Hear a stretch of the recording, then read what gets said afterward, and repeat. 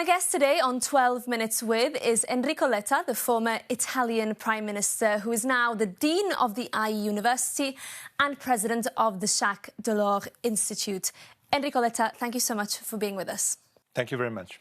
So you're in Brussels to discuss with ministers your One Europe, One Market roadmap, which stems from a landmark 2024 report you wrote on how to further integrate the EU single market. 2 years on, how do you rate the pace of the EU in implementing those important recommendations that you made? It is clear that we had a year 25 that was a very complicated one for many reasons. First reason was that Trump 2 was not a copy of Trump 1. So I think at the European level, 25 was a complicated year and transition year in terms of implementing the two reports and Draghi's report too. I see today an acceleration, and the acceleration started in February with the European Council retreat in Aldenbiesen. But I have to say that the political reason of the acceleration, for me, is linked to the Greenland crisis. The Greenland crisis was a sort of big push for the European leaders to say, now we have to be serious in applying the two reports, in implementing the two reports, and in trying to strengthen the European single market. How would you overall describe how the EU's responded to a more aggressive Donald Trump, a more erratic, some would say, Donald Trump? I think some responses were absolutely, I would say, more than I expected. Trade, for instance. In 5 months, we closed India, Indonesia, Australia, Mexico, Mercosur. I have to say more than in the last 10 years. And it is because of this very complicated geopolitical scenario and the need to react. So on some of them, the reaction was absolutely at the level of the threat. On others, and I mentioned, first of all, this topic of strengthening the single market is crucial. We are junior partners of the US. We are not at the same level. They are bigger than us. On real economy, we play the same championship with the US. We are 17% of world GDP, they are 25%. It's the same championship. But when it comes to finance, our 17 becomes 11% of market cap. Their 25% becomes 60%, and 60 and 11 is not the same championship. That brings me to the Savings and Investment Union, which is one of the things that this feels like there's a real political push behind it, and one of the things you advocated for as well in your report. How urgent is this now, given the situation of imbalance that you've just described? The key point is related to the fact that we need to integrate and to have one financial market in Europe. Is the only way to scale. The key point is scaling on finance, because we are too small compared to the US, and that has consequence on the investments. They are bigger than us in terms of investments. So it's clear that for emerging companies in strategic sectors, this is very important.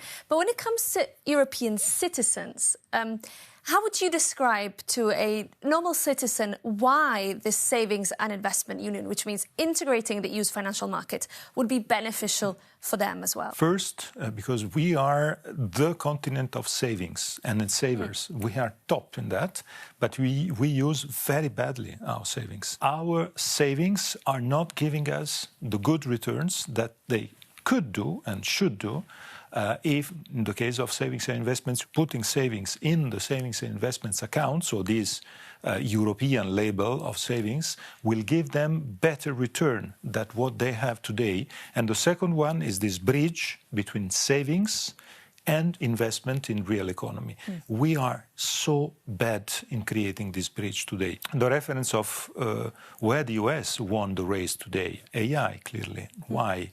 With public money? No. With private money, private investments, because of their financial market. So we need to recuperate in that, and we have to use the possibility to raise our investments with the needs we have. We used to sell our mobile phone to American consumers.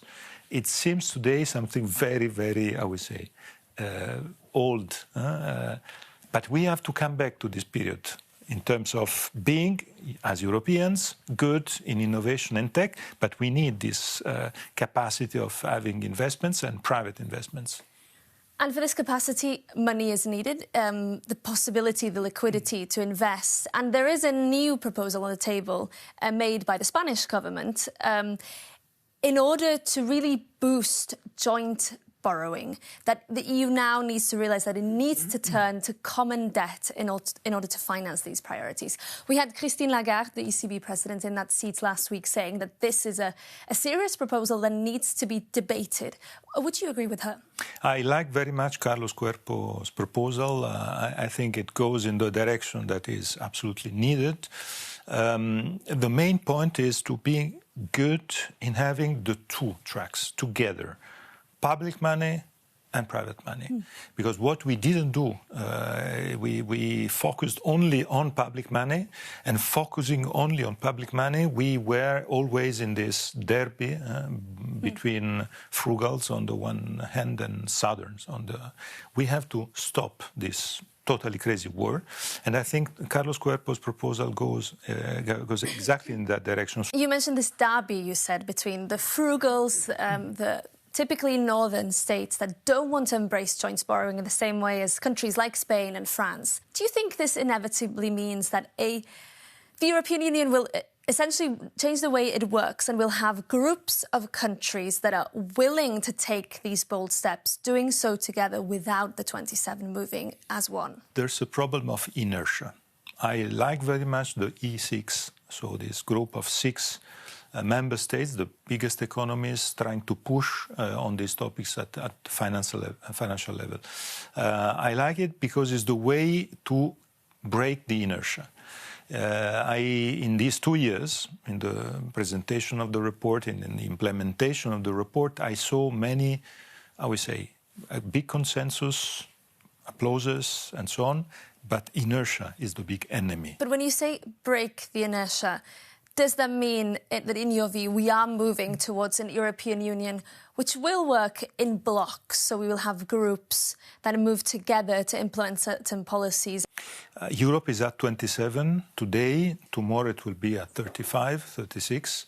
The enlargement is a great perspective. I'm a great fan of the enlargement. So I consider that we have to move together. The point is the avant-garde as necessary. And I think the entire story of the European Union is a story of avant-garde. Take the euro. I remember in my country, Italy, or in France, or in Germany, half of the population was with a political environment very skeptical because they were afraid to lose identity, losing the national currency. Then today we have the euro. The euro is an enormous success, and thanks to the euro, we are stronger in the world, and 80% of European citizens, they are happy because of the euro. And the most important point, we didn't lose our identities. We are still Italians, French, Spanish, German, with the euro. So we can do the same on energy, on connectivity, on financial markets, being more competitive without losing our identities. You mentioned that scepticism towards the euro, particularly in France and Italy, which are 2 of the countries facing crucial elections next year, among others as well. Do you fear that this narrative of a return to national sovereignty and a sentiment of anti-European sentiment, if you like, is about to return to the political mainstream? National sovereignty today against European sovereignty is a fake. It doesn't exist. National sovereignty means sending gifts to the Americans and the Chinese. We have to be very clear on that, because national sovereignty doesn't address the right scale. The right scale to be competitive with American and Chinese is the European one. We can do it preserving national identities. So this is why the true battle is for European sovereignty. Of course, as everyone, I'm following the next year elections in Europe, not only France and Italy. We have Poland, we have Greece, we have Spain. So it will be a very important year. But I am confident that at the end of the day, this idea of doing things together because of our competitors are giants. Finally, I want to come back to the enlargement question.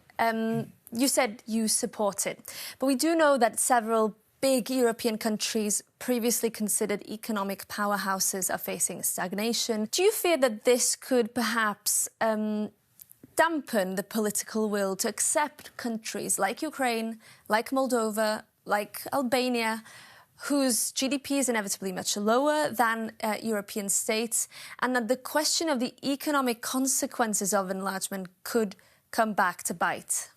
I think that we have to separate. There are some countries that are, for me, absolutely ready to be in the Western Balkans. I don't see, frankly speaking, any problem. And they are not big economies, so it's not complicated for Europe to accept them very fast. The key point is to consider that, of course, we need to have some institutional changes to have the enlargement.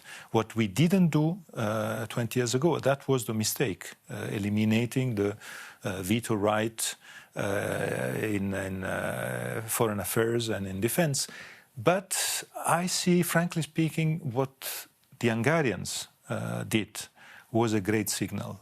They did it with democratic rules, but they clearly said we need each country protagonist in Europe, not against Europe, because the destiny of all our citizens is a destiny of, we say, prosperity only with a strong Europe. The US and China are not a joke. They are competitors, and they are competitors against us, and we have to know it. Okay, Enrico, Letta, thank you so much for your time. Thank you.